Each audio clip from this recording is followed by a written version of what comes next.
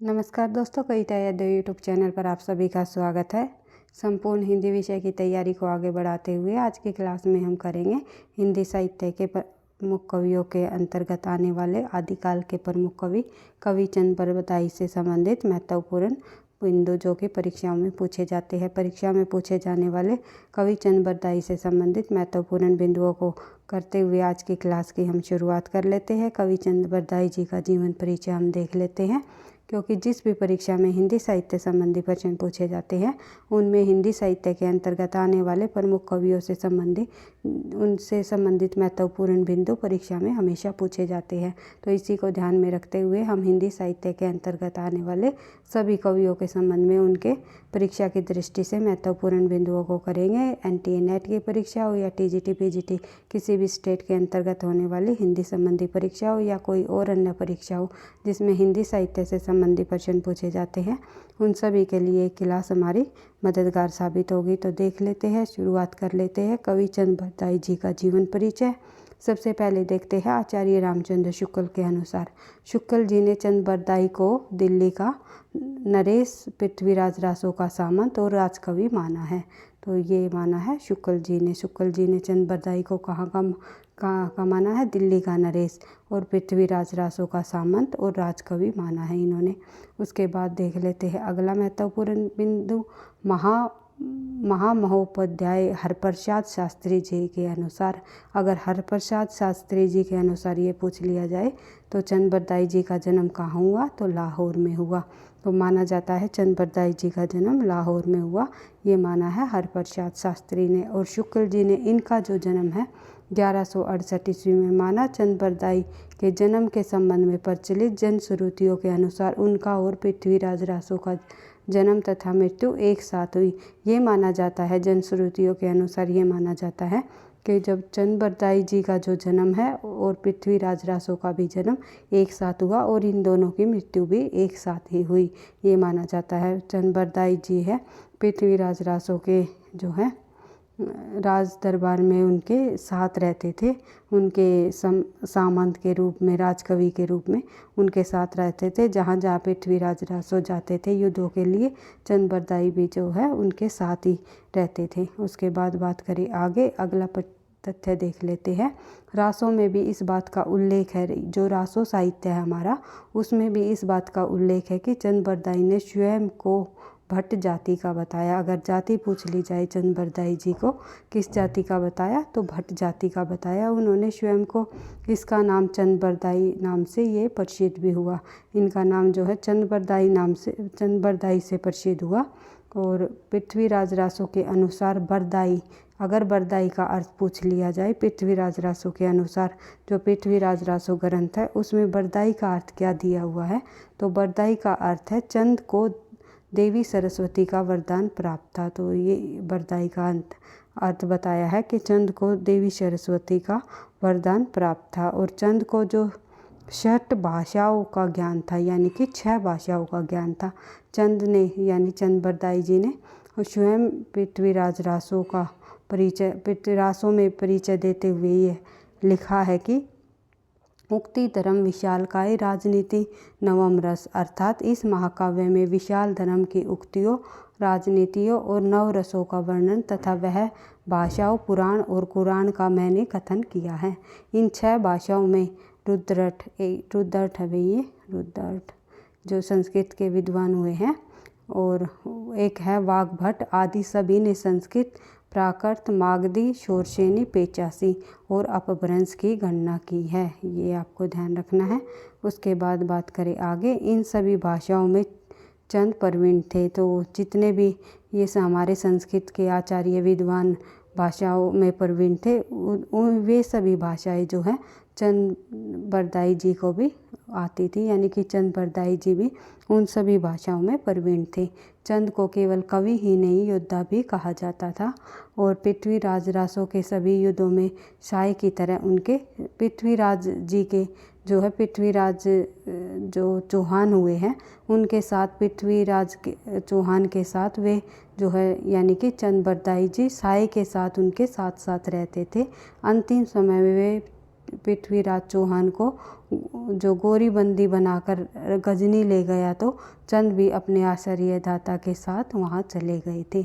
ये आपको ध्यान रखना है। लेकिन इनके अतिरिक्त और महत्वपूर्ण हमारे बिंदु है जो परीक्षा की दृष्टि से अति महत्वपूर्ण है। उन बिंदुओं को हम जो है थोड़ा सा शॉर्ट्स में देखते हुए देख लेते हैं, ताकि परीक्षा में इनसे संबंधित कोई भी प्रश्न पूछ लिया जाए तो आप आसानी से उनका सही आंसर लगा सको। तो चंद बरदाई का जन्म आप सभी को पता है लाहौर में हुआ। ये माना है आचार्य रामचंद्र शुक्ल जी ने, और वैसे भी जो है लाहौर में ही माना जाता है चंद बरदाई जी का जन्म। और जन्म का जो समय है वो माना है जन्म काल 1168 ईस्वी अर्थात 1225 विक्रम संवत शुक्ल के अनुसार माना है। ये मैंने आपको कई बार बता ही चुकी हूँ कि 1168 ईस्वी में बताया है। अगर आप लोगों के परीक्षा में ईस्वी न दे करके विक्रम संवत दे दिया जाए तो आप लोगों को इसमें 57 प्लस कर देना है, तो आपका विक्रम संवत आ जाएगा। इस प्रकार से 1225 विक्रम संवत हो गया। अगर विक्रम संवत में दिया हुआ हो न, विक्रम संवत में आपको पता हो और ईस्वी में पूछा हुआ है, तो इसमें से 57 आप माइनस करके ईस्वी बना सकते हो। इस प्रकार ईस्वी में जो है 57 प्लस करके विक्रम संवत बना सकते हो, और विक्रम संवत में 57 माइनस करके आप ईस्वी निकाल सकते हो। बढ़ते हैं आगे। अगला प्रश्न है हमारा, अगला महत्वपूर्ण बिंदु है प्रसिद्धि। किस रूप में प्रसिद्धि प्राप्त हुई है चंद बरदाई जी को? तो हिंदी के प्रथम महाकवि के रूप में चंद बरदाई जी को प्रसिद्धि प्राप्त हुई है। माना जाता है कि चंद बरदाई जी हिंदी के प्रथम महाकवि माने जाते हैं। और देख लेते हैं महाकाव्य का नाम। कौन सा महाकाव्य लिखा है इन्होंने? पृथ्वीराज रासो की रचना इन्होंने की है। जाति से ये है भट्ट जाति के, जागत नामक गोत्र से संबंध रखते थे, और पत्नी का नाम इनका कमला था, कमला गोरन। बच्चे की संख्या इनकी 10 लड़के माने जाते हैं और 1 बेटी मानी जाती है इनकी। और पृथ्वी मित्र रहे हैं इनके पृथ्वीराज चौहान, यानी सम्राट पृथ्वीराज चौहान इनके मित्र भी रहे हैं, और इन्हीं के दरबार में ये रचनाएं करते थे। बढ़ते हैं आगे। अगला प्रश्न, अगला महत्वपूर्ण तथ्य देख लेते हैं। पृथ्वीराज रासो के दरबार में चंद बरदाई जी जो कविताएं लिखते थे, तो चंद बरदाई जी का जन्म दिया ही हुआ है 1225 विक्रमी संवत को लाहौर में हुआ। ये जाति से राव या भाट जाति के माने जाते हैं। उनका अधिकांश जीवन महाराज पृथ्वीराज चौहान के यहाँ दिल्ली में ही बीता था। और उसके बाद देख लेते हैं, महाकवि चंद बरदाई ने 2 बार शादी की थी। पत्नी का नाम कमला, दूसरी पत्नी का नाम गोरन था, जिनसे उनको 10 लड़के और जो है 1 लड़की हुई थी। उसके बाद देख लेते हैं आगे।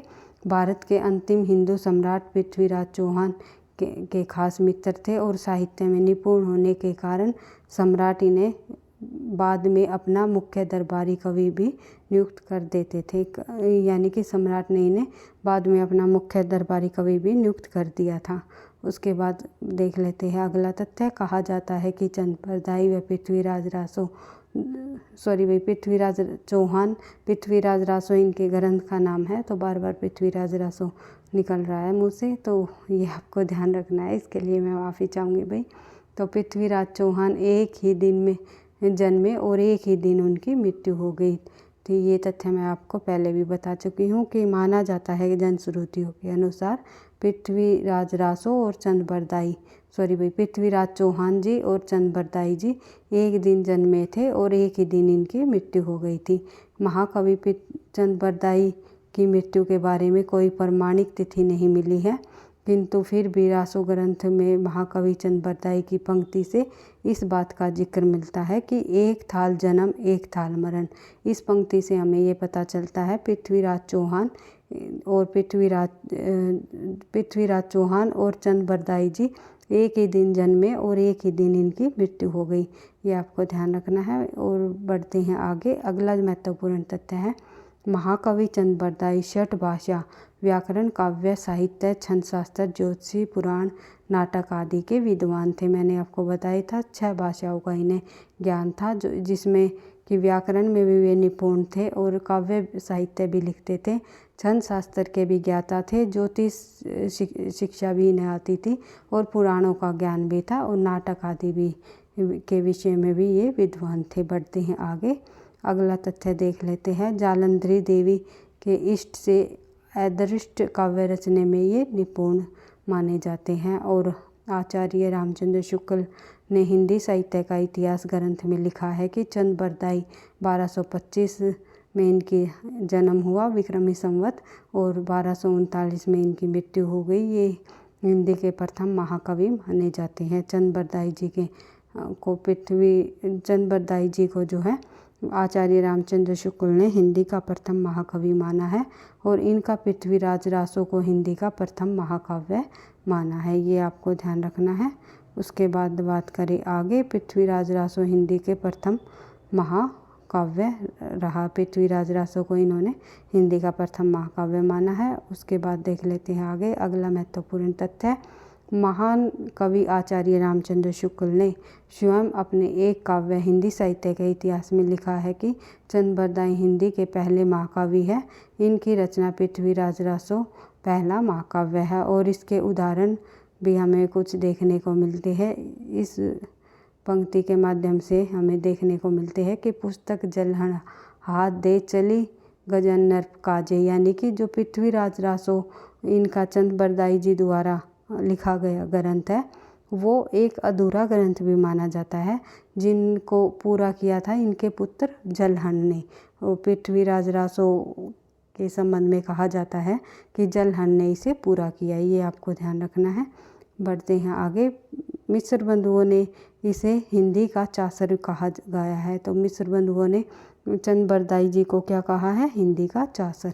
उसके बाद देख लेते हैं आगे, इन्होंने एक ही ग्रंथ पृथ्वीराज रासो की रचना की जो प्रबंधात्मक महाकाव्य की श्रेणी में आता है। नरोत्तम स्वामी ने इसे मुक्तक रचना माना है और शुक्ल ने इसे प्रथम महाकाव्य माना है। अगर नरोत्तम स्वामी की बात करें तो इन्होंने जो है चंद बरदाई जी द्वारा लिखी गई पृथ्वीराज रासो को एक मुक्तक रचना माना है और जो है इनके द्वारा लिखा गया जो पृथ्वीराज रासो ग्रंथ इनको रामचंद्र शुक्ल ने हिंदी का प्रथम महाकाव्य कहा है। देख लेते हैं आगे भाई, शुक्ल के अनुसार चंद बरदाई हिंदी साहित्य के प्रथम महाकवि है।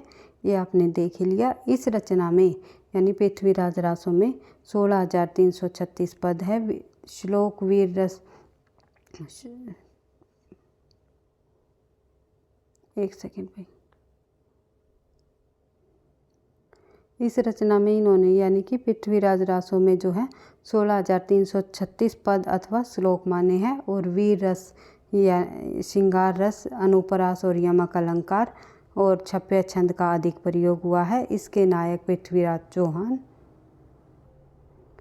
पृथ्वीराज चौहान धीरोदत्त और नायिका जो है कन्नौज के राजा जयचंद की पुत्री संयोगिता रही है। कई बार परीक्षाओं में पूछा जाता है कि पृथ्वीराज रासो की नायिका कौन है, तो जयचंद की जो पुत्री हुई है संयोगिता नाम जो राजकुमारी, उनको पृथ्वीराज रासो की नायिका बताया है। उसके बाद देख लेते हैं आगे, वह राजधानी और युद्ध क्षेत्र सब जगह पृथ्वीराज के साथ रहे हैं। उनकी विद्यमानता का जो काल है 12वीं शताब्दी रहा है। चंद बरदाई का प्रसिद्ध ग्रंथ पृथ्वीराज रासो है।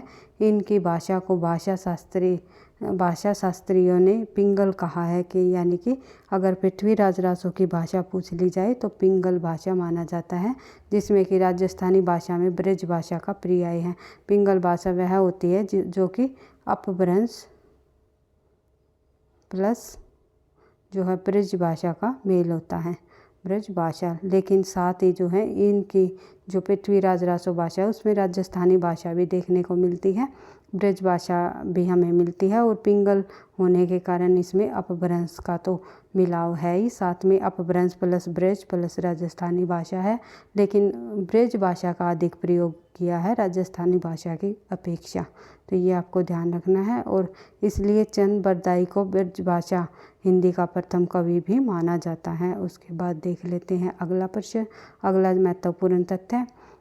शुक्ल जी के अनुसार इनका अंतिम भाग चंद बरदाई के पुत्र जलहन ने पूरा किया था और इनके कुछ उदाहरण भी हमें देखने को मिले हैं। जैसे कि हम पहले पढ़ चुके हैं कि पुस्तक जलहन हाथ दे चली गजन नर काजे, तो इस दोहे के अनुसार हमें ये पता चलता है कि जलहन ने जो है इस ग्रंथ को यानी कि इस पुस्तक को पूरा किया है। किस पुस्तक को? पृथ्वीराज रासो को। तो चंद बरदाई के प्रमुख दोहे भी कई बार परीक्षाओं में पूछे जाते हैं। जो मुख्य मुख्य पंक्तियां हैं वे मैंने आपको यहाँ पर इंक्लूड की है ताकि आपको परीक्षा में इनसे संबंधित प्रश्न पूछ लिया जाए, कोई पंक्ति आ जाए तो आसानी से आप उसका सही आंसर दे सको। तो देख लेते हैं। सरस काव्य रचो गल जन सुनी हंसत, जैसी सिंदूर देखी मग स्वान सुभाव भूषंत। जो ये पंक्ति है ये चंद बरदाई जी द्वारा लिखा गया दोहा है। उसके बाद अगला दोहा तो नूपी सूजन निमित्त गुण रचई तन मन फूल। ये पंक्ति भी जो है फिर चंद बरदाई जी का दोहा है। उसके बाद जो है आगे देख लेते हैं। समदर्शी ते निकट है भुक्ति भुक्ति भरपूर, विषम दर्शन व नरन ते सदा सर्वदा दूर। जो ये पंक्ति भी है ये भी चंद बरदाई जी का एक प्रमुख दोहा है। तो इन तीनों पंक्तियों को आपको दोबारा से रिवाइज कर लेना है, देख लेना है, ताकि परीक्षा में अगर ये पंक्तियाँ पूछ ली जाए तो आपको पता हो ये चंद बरदाई जी के प्रमुख दोहे हैं। इस प्रकार से हमने चंद बरदाई जी से संबंधित महत्वपूर्ण तथ्य आज की क्लास में हमने देख लिए जो कि परीक्षा की दृष्टि से अति महत्वपूर्ण है। अर्थात परीक्षा चंद बरदाई से संबंधित उन महत्वपूर्ण बिंदुओं को हमने देख लिया जो कि परीक्षाओं में पूछे जाते हैं। तो इसी प्रकार से संपूर्ण हिंदी साहित्य के जितने भी प्रमुख कवि हुए हैं उनसे संबंधित हम उन सभी महत्वपूर्ण बिंदुओं को करेंगे जो कि बार बार परीक्षाओं में पूछे जाते हैं और आगे भी पूछे जाने की संभावना है। तो वीडियो आपको पसंद आई तो लाइक करना, दोस्तों के साथ शेयर करना, चैनल पर पहली बार हो तो सब्सक्राइब कर लेना। हिंदी साहित्य से संबंधित हर रोज़ हमारी क्लास आती है और अधिक से अधिक प्रश्नों का अभ्यास करते हुए भी हम अपने तैयारी को आगे बढ़ा रहे हैं। आप सभी को पता है निरंतर अभ्यास ही सफलता का राज है। इसी उद्देश्य के साथ हर रोज़ हिंदी विषय से संबंधित हम जो है अधिक से अधिक प्रश्नों का संपूर्ण हिंदी संबंधी प्रश्नों का अभ्यास करते हुए आगे बढ़ रहे हैं। तो वीडियो एक बार से फिर मैं आपको कहना चाहूँगी, वीडियो आपको अच्छी लगता है कहीं ना कहीं परीक्षाओं के लिए आपके लिए मददगार साबित होगी तो प्लीज़ वीडियो को लाइक शेयर एंड सब्सक्राइब कर लिया करो, क्योंकि आपके लाइक और शेयर से ही जो है और साथ ही जो है कमेंट भी कर दिया करो ताकि मुझे भी ये पता चले आपको वीडियोस कैसी लग रही है। तो आपके लाइक और कमेंट से मुझे नेक्स्ट क्लास बनाने का मोटिवेशन भी मिलता है। तो पढ़ते रहना, आगे बढ़ते रहना। थैंक यू, धन्यवाद।